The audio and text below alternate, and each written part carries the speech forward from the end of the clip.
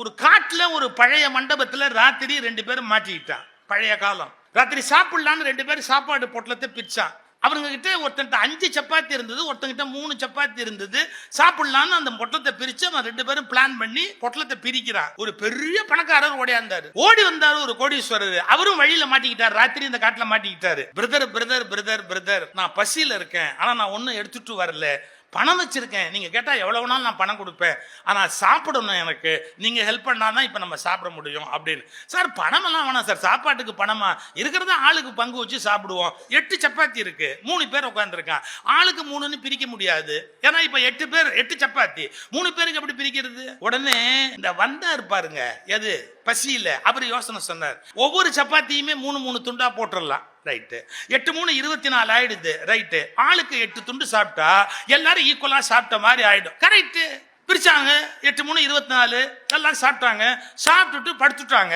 காலம்பரை அந்த பணக்காரர் எந்திரிச்சு போகும்போது என்ன பண்ணாரு, 8 பவுன் எடுத்து முன்னாடி வச்சுட்டு, பசியா இருந்த எனக்கு சாப்பாடு கொடுத்தீங்கல்ல, அதனால நான் உங்களுக்கு திருப்பி ஏதாவது கொடுக்கணும், நான் கொடுத்தா நீங்க வாங்க மாட்டீங்க, அதனால 8 பவுன் வச்சிருக்கிறேன், 2 பேரும் பிரிச்சு எடுத்துங்கன்ட்டு போயிட்டார். 2 பேரும் முழிச்சான். முழிச்ச உடனே இந்த 5 சப்பாத்தி கொடுத்தான் பாருங்க. அவன் சொன்னான், டேய் அவரை வச்சுட்டு போயிட்டாரா, நாம என்ன பண்ணலாம் அப்படின்னு கேட்டா, நான் 5 சப்பாத்தி கொண்டாந்தேன், நீ 3 சப்பாத்தி தான் நீ கொண்டாந்த, அவர் இப்ப 8 பவுன் வச்சிருக்கிறாரு, அதனால 5 பவுன் எனக்கு, 3 பவுன் உனக்கு, என்ன சொல்றேன்? அதெல்லாம் ஒண்ணு வேண்டியதில்லை, ஆளுக்கு 4 நாள்.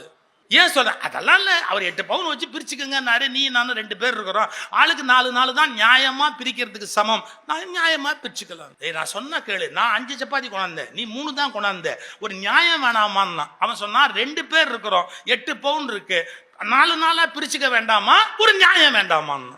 இப்ப இவன் ஒண்ணு நியாயம்ங்கிறான், 5க்கு 5. அவன் என்ன சொல்றான், 2 பேர் ஆளுக்கு 4 நியாயம்னா. கோர்ட்டுக்கு போயிட்டான். ஜட்ஜி ஜட்ஜ்மெண்ட் கொடுத்தாரு. என்ன, 5 கொண்டு வந்தவனுக்கு 7 பவுன் கொடுப்பா, 3 கொண்டு வந்தானே அவனுக்கு 1 பவுன் கொடுன்னா. நீங்க இன்னைக்கு ஒண்ணு புரிஞ்சுக்கணும், கோர்ட்டுக்கு போகாம இருக்கிறதே புத்திசாலித்தனம்னு போயிட்டு வந்ததுக்கு அப்புறம் தான் பல பேருக்கு தெரியும். இப்ப ஜட்ஜி எப்படி ஆர்டர் போட்டாரு அப்படின்னு கேட்டீங்கன்னா, யாரு 5 சப்பாத்தி கொண்டாந்தானோ அவனுக்கு 7 பவுன், யாரு 3 சப்பாத்தி கொண்டாந்தானோ அவனுக்கு 1 பவுன். முடிஞ்சு போச்சு. இந்த கோர்ட் ஆர்டரை கையில வாங்கி வச்சோன்னு சொன்னா, நான் போகாம இருந்திருந்தாலாவது, அவன் கொடுத்தது வாங்கியிருந்தாலாவது 3 பவுன் கிடைச்சிருக்கும். இந்த ஆள் எனக்கு 1 பவுன் ஆர்டர் போட்டான் அப்படின்னு வருத்தப்பட்டான். அப்புறம் ஜட்ஜி கிட்ட கேட்டாங்க என்னன்னு. அவர் எக்ஸ்பிளனேஷன் பியூட்டிஃபுல்லா சொன்னாரு. டேய், இவன் கொண்டாந்து 5 சப்பாத்தியை 3 துண்டா பிரிச்சா என்னாச்சு, 15 துண்டாச்சு. நீ கொண்டாந்து 3 சப்பாத்தியை துண்டா பிரிச்சா என்னாச்சு, 9 துண்டாச்சு. கரெக்டா? ரைட்டு. 9ல 8 துண்டு நீயே தின்னுபிட்ட. நீ எவ்வளவு அவனுக்கு கொடுத்துருக்கிற, ஒரே ஒரு துண்டு தான் நீ கொடுத்துருக்கிற.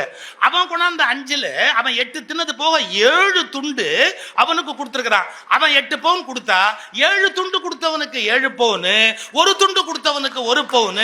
அப்படித்தான் நான் ஆர்டர் போட முடியும். இப்ப புரியுதா? ஏன் எல்லா இடத்துலயும் பார்வை ஒரே மாதிரி இல்ல? உண்மைகள் கூட ஒவ்வொருவருடைய தகுதிக்கு ஏற்ப வேறு வேறாகவே புரிந்து கொள்ளப்படும்.